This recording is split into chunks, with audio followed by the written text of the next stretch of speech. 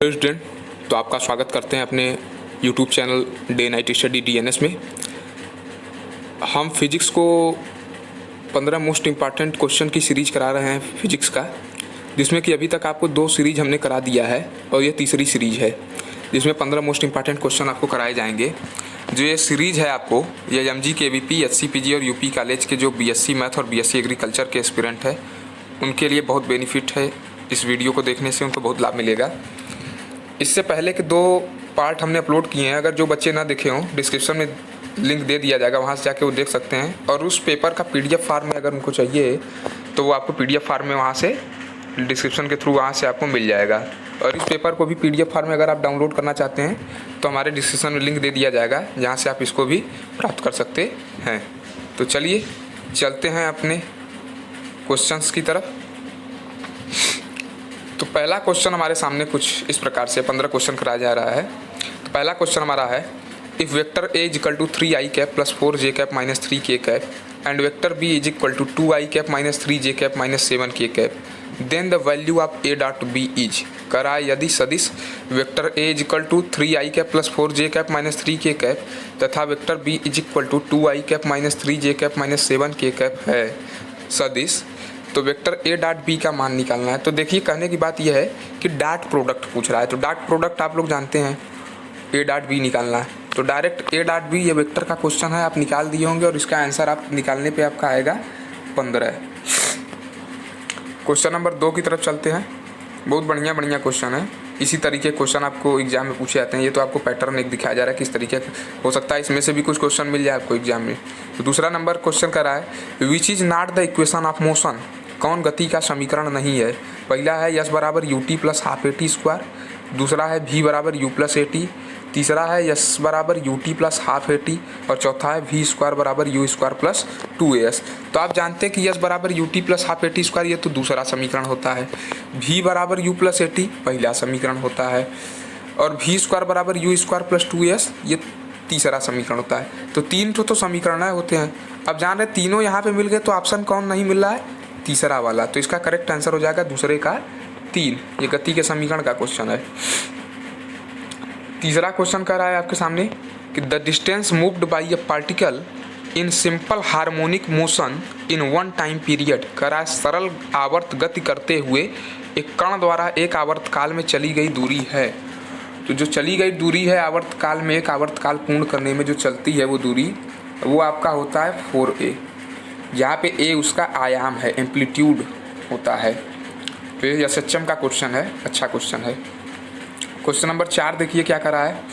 Question number 4 कह रहा है, quantity which does not change during refraction is.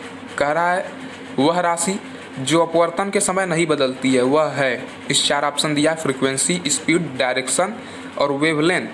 तो आप लोग जानते हैं कि फ्रीक्वेंसी ही एक ऐसी क्वांटिटी है जो रिफ्रैक्शन के समय चेंज नहीं होती है, तो इसका ऑप्शन जो है फ्रीक्वेंसी हो जाएगा, आवृत्ति जिसको बोलते हैं हिंदी में।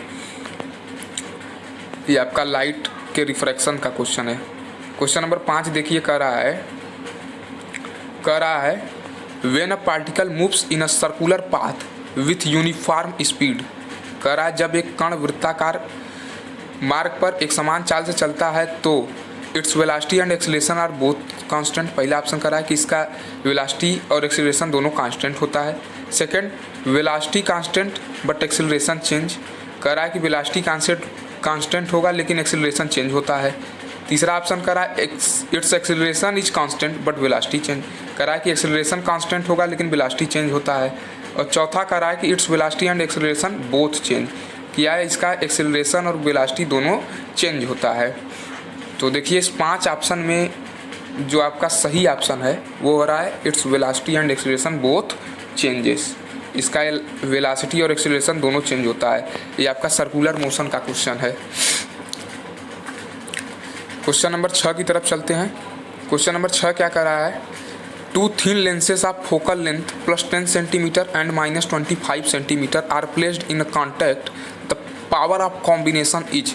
कह रहा है 2 पतले लेंस जिनकी फोकस दूरी 10 सेंटीमीटर तथा माइनस 25 सेंटीमीटर है संपर्क में रखे हुए हैं, संयोजन की क्षमता है। तो पहले बात संयोजन की फोकस दूरी आप निकाल लीजिए, संयोजन की फोकस दूरी निकालिए और 100 अपान में फोकस दूरी कर दोगे जो संयोजन की रहेगी वही आ जाएगा P आपका कॉम्बिनेशन का जो आ जाएगा।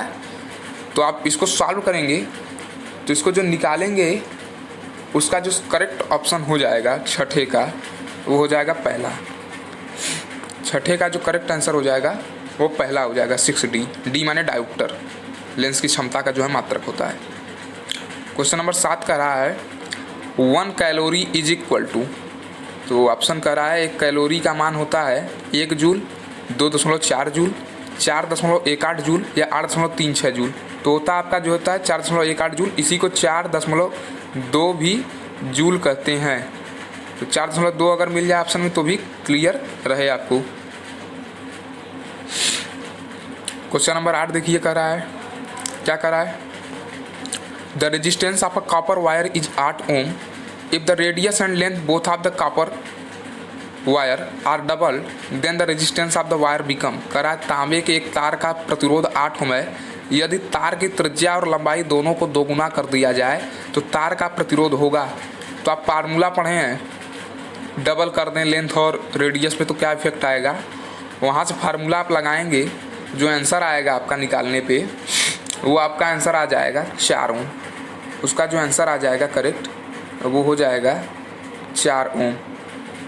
तो करेक्ट आंसर इसका 4 ओम हो जाएगा। क्वेश्चन नंबर 5 की बात करेंगे, क्वेश्चन नंबर 9 की बात करेंगे, 9 की। तो क्वेश्चन नंबर 9 क्या कर रहा है, 2 equal resistance R connected in a series what is true for this. करा 2 समान प्रतिरोध श्रेणी क्रम में जुड़े हैं, इनके लिए क्या सही है। First, only current will be same in both resistance. Second, only voltage drop will be same in the both resistance. Third, both current end voltage drop will be same in the both resistance. और number 4, none of these. कह रहा है पहला कि केवल current जो है आपका वह करंट सेम रहेगा रेजिस्टेंस में, या वोल्टेज ड्रॉप सेम रहेगा रेजिस्टेंस में, या करंट और वोल्टेज ड्रॉप दोनों सेम रहेगा रेजिस्टेंस में, या इनमें से कोई नहीं। तो सीरीज कॉम्बिनेशन है, तो आप लोग जानते हैं सीरीज कॉम्बिनेशन में जो आपका होता है वो करंट और वोल्टेज ड्रॉप दोनों सेम होता है रेजिस्टेंस। तो वोल्टेज, तो इसका सही ऑप्शन जो हो जाएगा नंबर 3 हो जाएगा 9 का। क्वेश्चन नंबर, ये आपका जो है इलेक्ट्रिक सीरीज का क्वेश्चन था, वैद्युत सीरीज का। तो क्वेश्चन नंबर 10 पे बात करेंगे। कह रहा है a radioactive substance has a half life period of 20 years, the fraction of substance that will decay in 18 years will be. कह रहा है एक पदार्थ का अर्ध आयुकाल 20 वर्ष है, 80 वर्षों में इस पदार्थ के निम्न भाग का क्षय होगा। तो आपने पढ़ा होगा n बराबर n नॉट हाफ की पावर n।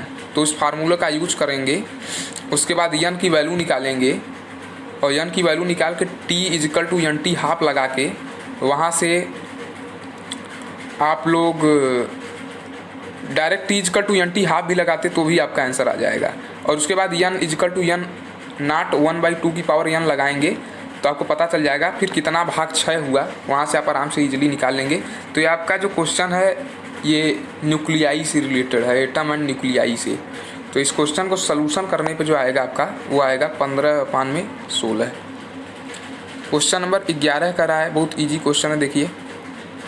कह रहा है force acting between 2 charges is directly proportional to. कह रहा है 2 आवेशों के बीच कार्य करने वाला जो बल है वो समानुपाती होता है। पहला सम ऑफ चार्जेस, दूसरा difference of charges, number 3 product of charges और नंबर 4 डिवीजन ऑफ चार्जेस। कह रहा है दोनों आवेशों के योग के बराबर, दोनों आवेशों के अंतर के बराबर, दोनों आवेशों के गुणनफल के बराबर या दोनों आवेशों के भागफल के बराबर। तो आपने पढ़ा है कूलम्स लॉ या proportional to Q1 Q2 upon R²। तो यहाँ पे Q1 Q2 क्या होता है, प्रोडक्ट में होता है, तो प्रोडक्ट ऑफ चार्जेस हो जाएगा। यहाँ जो करेक्ट आंसर हो जाएगा इसका प्रोडक्ट ऑफ चार्जेस हो जाएगा। तो ये कूलम्स लॉ का क्वेश्चन था। क्वेश्चन नंबर 12 पे ध्यान दीजिए। कह रहा है रेक्टिफायर्स आर यूज्ड फॉर, दृष्टिकारक प्रयुक्त होते हैं। First, to convert DC in AC। Second, to step up the DC voltage. Number 3, to convert AC into DC। Number 4, to step up the AC voltage.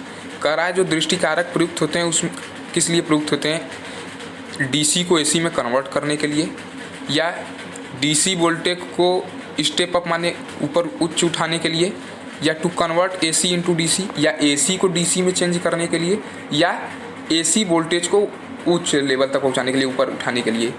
तो इसका जो आंसर हो जाएगा वो होता है डीसी इन एसी।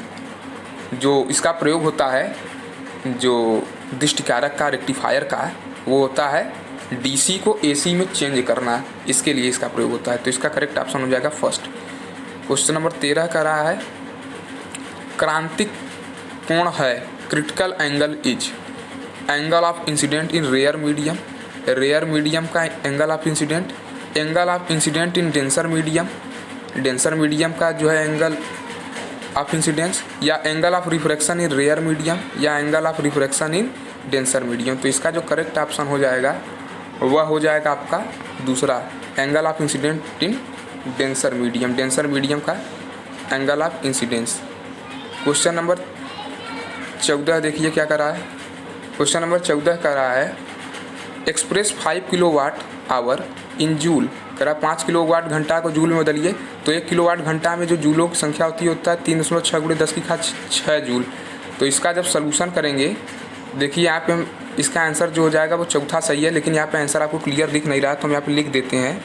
जो इसका हो जाएगा 1.8 × 10⁻7 जूल, ये आपका करेक्ट आंसर हो जाएगा। ठीक, ऑप्शन नंबर 4 वही है, लेकिन यहाँ पे क्लियर दिख नहीं रहा है, इसलिए हमने लिख दिया। केवल 3.6 × 10⁶ जूल का गुणा करना है। क्वेश्चन नंबर 15 की तरफ चलते हैं। करा the electric meter in house record the consumption of, कराए घरों में जो विद्युत मीटर किस राशि की खपत रिकॉर्ड करता है। तो सीधी बात कुछ नहीं, वो एनर्जी का करता है। इसका आंसर सही हो जाएगा 3। तो इस प्रकार से 15 क्वेश्चन की सीरीज हमारी समाप्त हो गई है। अगर ये वीडियो आपको अच्छा लगे तो लाइक करिए, कमेंट बॉक्स में कमेंट करके ज़रूर बताइए, अधिक से अधिक लोगों के पास शेयर करिए, और जो चैनल को सब्सक्राइब करना भूल गए हो तो ज़रूर सब्सक्राइब कर लें। और इस पेपर का PDF फॉर्म आपको चाहिए तो हमारे डिस्क्रिप्शन में दिए गए लिंक के थ्रू वहाँ से मिल जाएगा, वहाँ से आप प्राप्त कर सकते हैं। इस प्रकार की इन्फॉर्मेशनल और एजुकेशनल वीडियोस के लिए हमारे चैनल को अवश्य सब्सक्राइब करिए। तो मिलते हैं नेक्स्ट वीडियो में, तब तक के लिए धन्यवाद।